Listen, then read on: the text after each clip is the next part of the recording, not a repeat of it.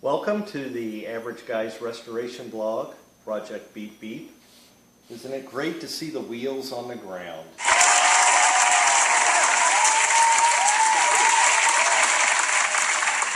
Thank you, thank you. A couple of little projects going on this weekend. Tomorrow it goes in for a front wheel alignment. Because of steering components, the steering knuckles and spindles were changed. My camber is off a little bit, so hopefully that's all they'll have to do is a quick camber adjustment, and I'll be on and off the alignment rack tomorrow.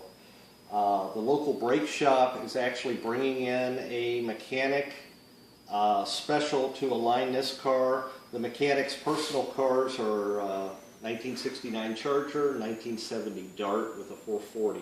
So I think he knows Mopars and he'll take good care of me. Some of the projects that'll go on this weekend. As you can see here, if you look inside the fender well, right here inside the fender, I've got what's called a splash shield. That's on the passenger side. When I bought the car, I knew it was missing the driver's side. If you look in there, there is no splash shield. And this car, I think, has had an accident. Even though I was told it's all original sheet metal, and you can tell when you open the trunk that the quarter panels are original, this fender might have been replaced sometime in the car's life. And maybe that's why that shield is missing. I was going to order reproduction shields. They don't cost that much, but they are imported. And I decided to go with some used ones. I bought a pair off the MOPAR forums, off a 1968 Coronet. These look, you say, well, these look bad. Most of the purists would send these out and have them soda blasted or media blasted and then primed and painted satin black. But this is the Average Guy's Restoration Blog. So we're going to do an Average Guy's cleanup on it. I bought a coarse wire brush for my drill, and of course I'll have safety glasses and I'll wear a respirator. I'm not going to take it down to bare metal. I'll clean it up the best I can with my wire brush on my drill. I'll try to take off some of the old undercoating. I'll rough it up and clean up some of this light surface rust. And then I'll take a rattle can of Rust-Oleum satin black. We'll put a couple of light coats on it and put it on the car. No big deal. This is not a concourse RoadRunner, and we want to keep it functional. A couple of other little jobs this weekend. I bought a 68-69 B-body hood to radiator seal. I'm going to stick that on tonight. We'll take some pictures once I get it on. Even though I'm not having overheating problems, this seals the radiator support to the hood right there. Forces much more air through the radiator. Another project, probably next weekend, I'm going to pull a spark plug off each bank, replace the wires. My friend Leonard came over and he said, I will find something wrong with this car. And he spent about a half hour going over the car and he found one wire, one of the MSD wires, with some broken insulation down by the plug. I haven't looked at the spark plugs. I want to pull one off each bank. I might replace the spark plugs, we'll see. But I went ahead and ordered a set of wires. So Tim's going to have a lot of little short videos. He's going to be doing a lot of editing. Finally, for under the hood, I bought, made in the USA from Detroit Muscle Technology, 68-69 RoadRunner Splash Shield set.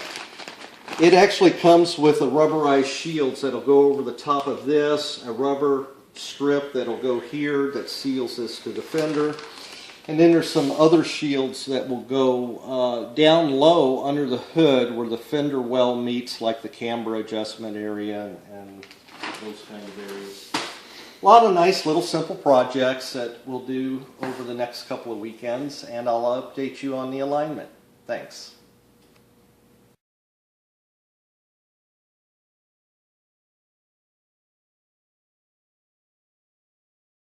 Good morning. Welcome to Project BeepBeep on the Average Guy's Restoration blog.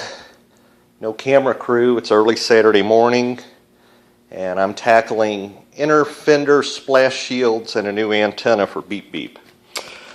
So in the last video, we talked about the used shield I bought off a 68 Coronet. Lots of simple green and a scrub brush. Then I hit it with a drill and the wire brush adapter on the drill. Got most of the surface rust off. A lot of this undercoating is not coming off, and that's good. We'll just leave it there for protection. I learned there's a difference between Coronet B body and Plymouth B body. Coronet has a bracket for a weld nut, which fits right here. Well, Plymouth does not. So my friend Sean drilled the spot welds out. I hit it with a light coat of Rust-Oleum on both sides. Again, this is not a concourse car. It looks very good. So now I'll pause the video. I'll grab a work light and we'll go inside the inner fender and I'll show you the antenna. Alright, inner fender. Probably should have shot a video with the vacuum on right here where I'm shining the flashlight. There was a piece of a bee's nest and probably 10,000 pine needles down in there. Good news is I don't see any Bondo. Very mild surface rust, but I don't see any rot in here. And going up the door jamb, it looks pretty good. I see that little piece of wire there hanging off the fender. I'm going to call my friend Jim. If you can see there, that wire around that coax cable. I'm going to call my friend Jim and see if that's legit. Probably going to keep it there just to hold the new antenna in place, but I'm wondering if that's evidence of redneck engineering. So I'm going to take simple green and a cotton rag. I'm going to wipe everything off in here, get it nice and clean, and then I'm going to shoot it with a thin coat of dry wash protectant and then go to work on the antenna. So lots of editing for Tim. There'll be 3 or 4 videos as I move on.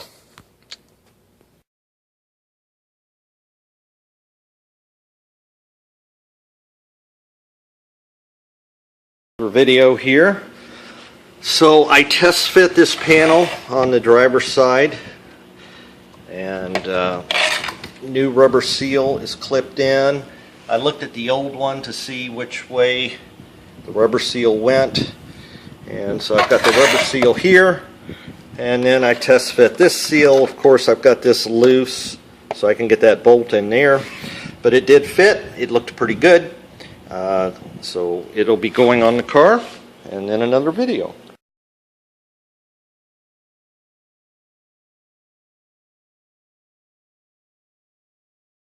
Alright, driver's side is done. Try not to get the light too bright, but there's the upper shield there by the fender, going down between the fender and the splash shield. Reused hardware everywhere. Had to bend it a little bit at the top there to get it to fit, but I noticed it was bent a little bit when I got it from the guy. So it's in, it's secure, driver's side's done, and now we'll go over to the other side and replace the antenna.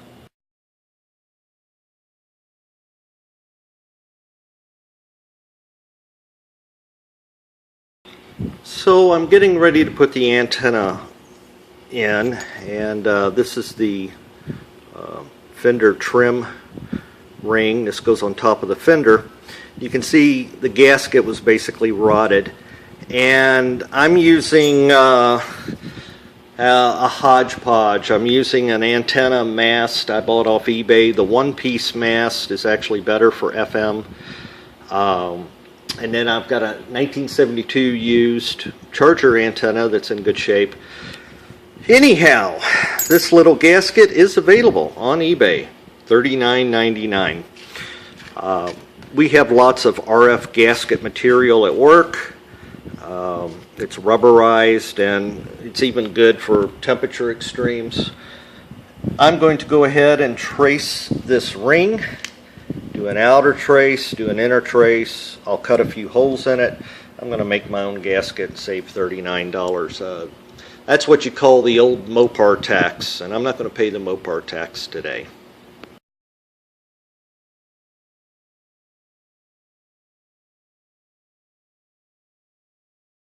Video here. Antenna is on. I think there's that little coat hanger that they took so much trouble to put on there. I didn't take it off. I left it on and went ahead and wrapped the coax through it. Fit like a glove. Looks good here. My homemade seal I was so happy about kind of pushed out a little bit. I might trim it later. I'm not going to take the antenna back off for that. It is sealing good. It's tight. And I'll put the rest of the car together, listen to the radio of course, and then we'll do a quick wrap-up video.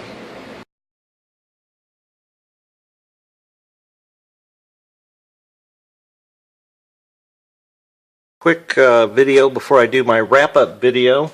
This is the passenger side. The light is awfully bright, but you can see that splash shield is now on from Detroit Muscle Technologies. It fit perfectly. That was missing. The shield up here that goes around the top of the splash shield is new, fits good, and reuse the nuts and bolts and hardware and washers, everything back together. I live in Arizona, not going to worry about spraying more undercoat back there. Nice that the antenna fits good, with the exception of my homemade gasket squishing out there a little bit, but it's functional. I'm going to live with it. Over to the driver's side, which has the used one. So there's the used shield and all the hardware back together. Splash shield is in place just like the passenger side, and then here I replaced that shield. So I will do a wrap-up video later with a summary of everything that I found, and we'll play the radio. Thanks.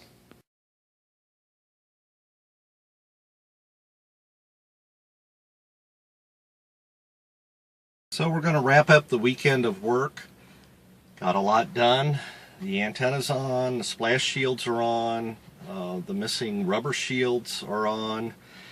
And I went ahead and I checked the brakes while I had the wheels off the front, and everything's good and still tight.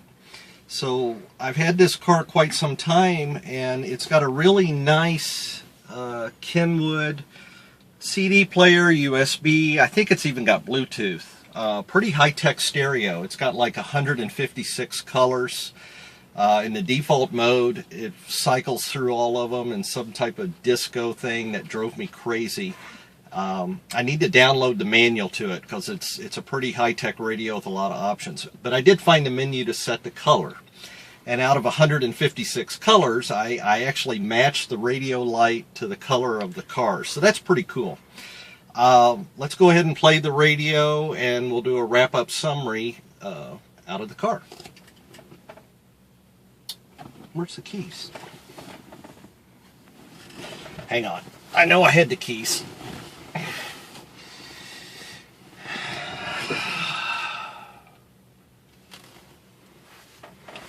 Give me that. Alright, let's play the radio, and then we'll wrap up the video out of the car. So, oh no. Okay, it's coming up in the right color now. And we'll turn the tuner on and we'll play it. This points to all good, baby, when you save money.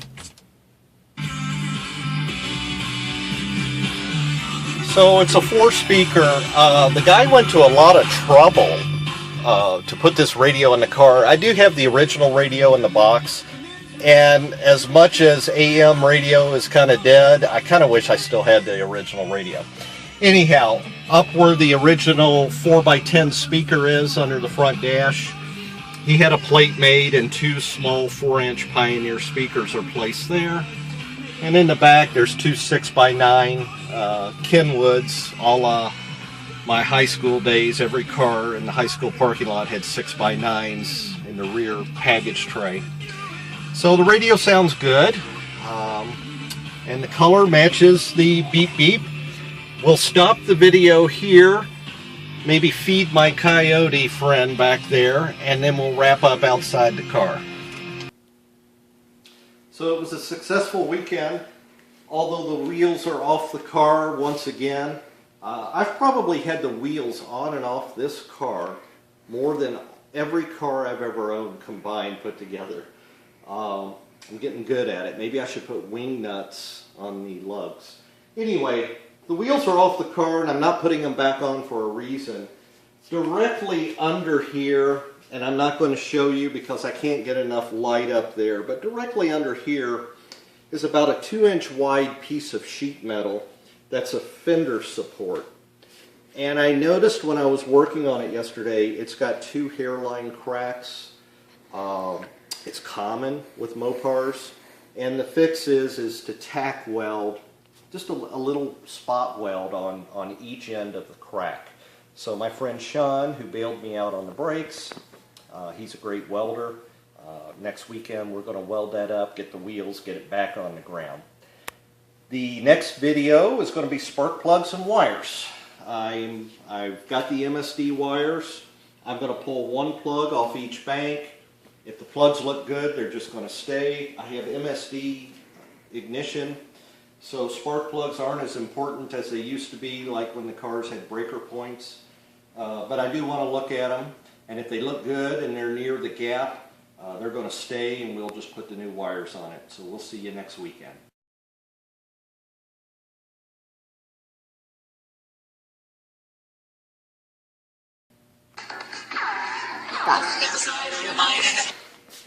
No, Thank you. wait, now press stop. It's on pause. No, I know.